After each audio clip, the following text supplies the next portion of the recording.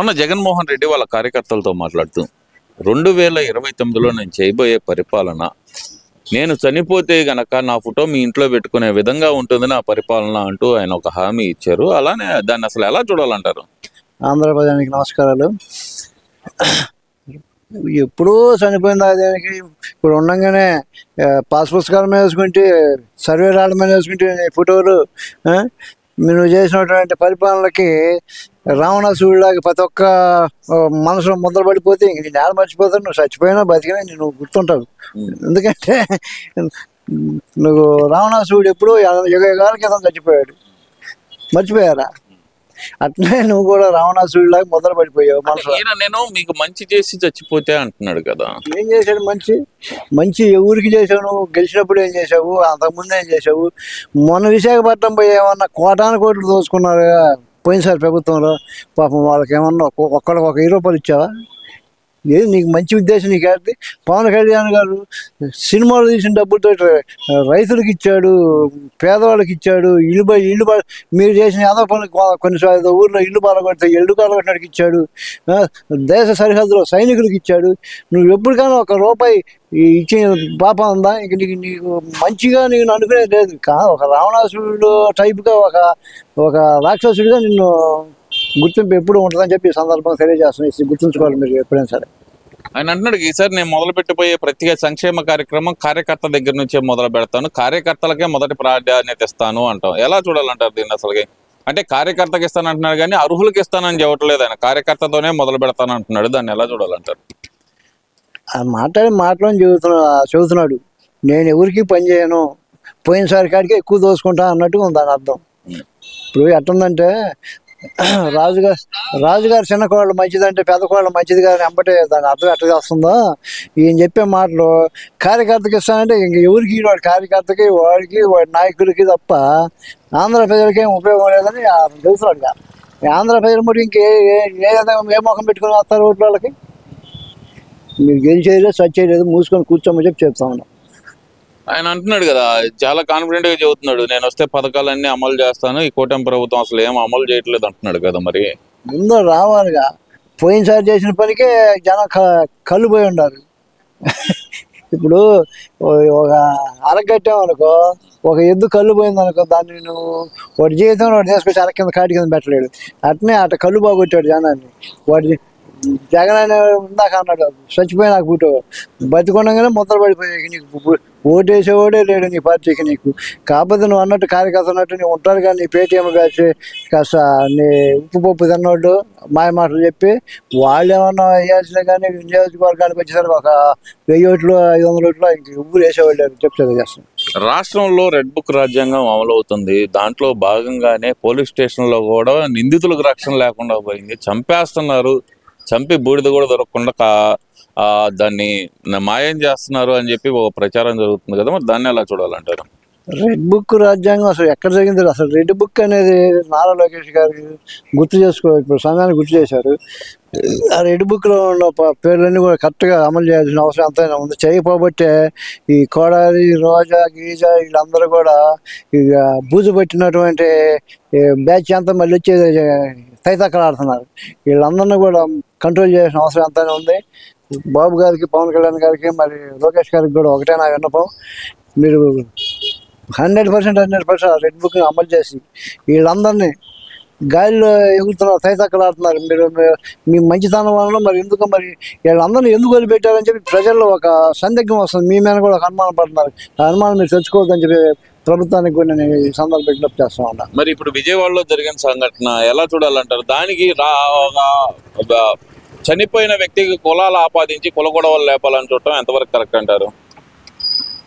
అదే అతనికి శవం కనపడితే ఎక్కడ లేని ఆనందం వస్తుంది జగన్మోహన్ రెడ్డికి. మామూలుగా బతికున్నవాడు కనపడితే ఏముంటుంది, అది లెక్కలేదు కాదు. ఒక రాబందుకు కనుక ఒక చచ్చిపోయినటువంటి ఒక ఇంకా కవిలేపారం కనపడితే అంత ఆనందం రాబందు మాసత్వం కూడా ఉంది అతనిలో. ఒక రాక్షసుడే కాకుండా రాబందు మాసత్వం కూడా ఉంది. ఇప్పుడు చనిపోయాక న్యాయమా అన్యాయమా ఏం జరిగింది దాని గురించి మాట్లాడాలి. కులం ఏంది? కాపులు అంటావు. అంటే కాపులకు నువ్వు అసలు ఏం చేసావు? 5% రిజర్వేషన్ కాపులకి ఇస్తా అని చెప్పి బాబు గారు చెప్తే కేంద్ర గవర్నమెంట్ ఇచ్చిన 10%లో నేను ఇయ్యను అన్నావు. ఇక కాపుల మీద నీకు ప్రాణం ఎక్కడుంది? ఇసుమిటప్పుడు వాళ్ళకి తగ్గడానికి నీకు కాపుల పేరు వస్తుందా నీ నోటికి? అలా కదండి, ఇప్పుడు మీరు ఒక కాపు అయ్యండి, మీరు వాళ్ళు మీ కాపుల కోసమే పోరాడుతుంటే మీరు అలా మాట్లాడటం కరెక్ట్ కాదనిపిస్తుంది. ఏం చేశాడు కాపులకి పలానా పని చేశాను చెప్పమను. ఊరకు ఓటు బ్యాంక్ వాడుకున్నాడు తప్ప కాపులకి ఏం చేశాడు? నువ్వు కాపులకి 5% రిజర్వేషన్ ఇచ్చే అవకాశం ఉండి కూడా ఈయన నెక్కచ్చిగా చెప్పినటువంటి ఒక లుచ్చావిను అని చెప్పి నేను సందర్భంగా తెలియజేస్తా ఉన్నా. కాదని చెప్పమను. సరే, ఆ రిజర్వేషన్ సంగతి పక్కన పెట్టండి. ఈ కూటమి కాపుల రిజర్వేషన్ గురించి పక్కన పెడితే అసలు కాపులు ఎవరు నీకెందుకు? నీకు ఒక వ్యక్తి చనిపోయాడు స్టేషన్లో, అతనికి న్యాయంగా జరిగిందా అన్యాయం జరిగిందా? పోలీసులు అన్యాయం చేశారా లేకపోతే ఎవరు అన్యాయం చేశారా? న్యాయం అన్యాయం దాని గురించి మాట్లాడాలా? కులాన్ని రెచ్చగొట్టాల్సిన అవసరం నీకేముంది? నువ్వు కాపులకి ద్రోహివి చెప్పి నువ్వు నోటి మీద నువ్వు నిక్కచ్చిగా చెప్పావు. నేను ఇవ్వను అన్నావు అంటే నేను ద్రోహం చేస్తున్నాను మీకు కాపులకి అని చెప్పినట్టేదా దాంట్లో అనుమానం. మరి కాపుల గురించి కాకుండా ఒక వ్యక్తిగా ఒక ఓటర్గా అన్యాయం జరిగిందా న్యాయం జరిగింది దీని గురించి మాట్లాడితే కదా కొంతమంది అంటారు తప్ప ఇట్లాంటి మాటలు మాట్లాడితే లేనిపోయింది వినకపోగా తిట్లు తెచ్చుకోవాల్సిన అవసరం వస్తుందని చెప్పి సదరు తెలియజేస్తాం. ఆ మాట అంటారేంది? ఇక్కడ పవన్ కళ్యాణ్ గారు కూటమి ప్రభుత్వంలో ఉన్న తర్వాత కూడా కాపుల మీద దాడులు జరుగుతుంటే పవన్ కళ్యాణ్ గారు ఎందుకు స్పందించట్లేదు అంటున్నారు కదా. మరి పవన్ కళ్యాణ్ గారు ఒకటే మాట నెక్కచ్చిగా చెప్పారు, ప్రజలందరూ గుర్తుంది, నాకు కులము కాదు కావాల్సింది, నాకు మంచి చెడు న్యాయం అన్యాయం దాన్ని బేస్ చేసుకొని నేను రాజకీయాల్లోకి వచ్చాను తప్ప కులము ఇంకోటి బేస్ చేసుకొని నేను రాజకీయం రాదని ఇన్నిసార్లు చెప్పాడు పవన్ కళ్యాణ్ గారు. పవన్ కళ్యాణ్ గారు ఒక కుల నాయకుడు కాదు, ఆయన ప్రజానాయకుడు. అది గుర్తు చేసుకొని చెప్పి అంటారు. మరి పవన్ కళ్యాణ్ గారు రెచ్చగొట్టే విధంగా ఇవన్నీ చేస్తున్నారు అనుకోవచ్చు అంటారు. కాపులకు అన్యాయం జరుగుతుంటే పట్టించుకోవట్లేదు పవన్ కళ్యాణ్ ఆయన ఎందుకు మాట్లాడుతున్నారు అనుకోవాలంటారు. పవన్ కళ్యాణ్ గారు కాపుడికే కాదు, ఏ ఒక్క పేదవాడికి అన్యాయం జరిగినా సహించడు, ఏ ఒక్క ఓటర్కి అన్యాయం జరిగిన సహించడు. అది అతని స్వభావం. అంతేగాని ఒక కాపులు ఒక బీసీలు ఒక ఎస్సీలు ఇవన్నీ అతను మనస్తత్వం ఇవన్నీ ఉండదు.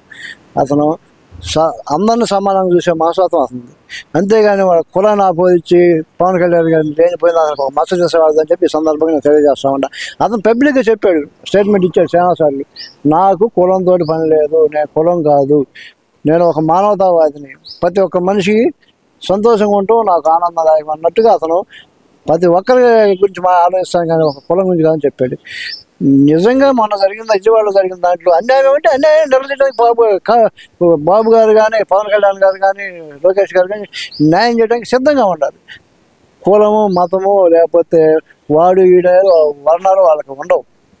ఇక్కడ నారా లోకేష్ గారు డిఎస్సి మీద చర్చకు రమ్మంటే మా లక్ష్మీ పార్వతి గారు బయటకు వచ్చారు, లోకేష్ నేను చర్చకు వస్తాను నువ్వు దమ్ముందా అంటూ ఆమె మాట్లాడటం ఎలా చూడాలంటారు? ఎలా చూడాలంటే నవ్వు వస్తుంది ఈ మాట మాట్లాడాలంటే. పిలిచింది ఒకరినే, మధ్యలో నేను వస్తానంటే అసలు నీకేం అర్హతుందని మాట్లాడావు నువ్వు అనే లక్ష్మీపార్వతి నిర్దేశిస్తా ఉన్నా. నువ్వు చంద్రబాబు గారు ఆ రోజులు నువ్వు కరెక్ట్గా లేకపోతే పార్టీని విచ్ఛిన్నం చేయడానికి కుట్ర చేసావా? సూట్ కేసు దాచిపెట్టుకున్నావా? మన పెద్ద ఎన్టీ రామారావు గారు చనిపోయినప్పుడు నువ్వు ఏం చేసావని చెప్పి నువ్వు అసలు నీకు మాట్లాడే అర్హత ఎక్కడ ఉంది?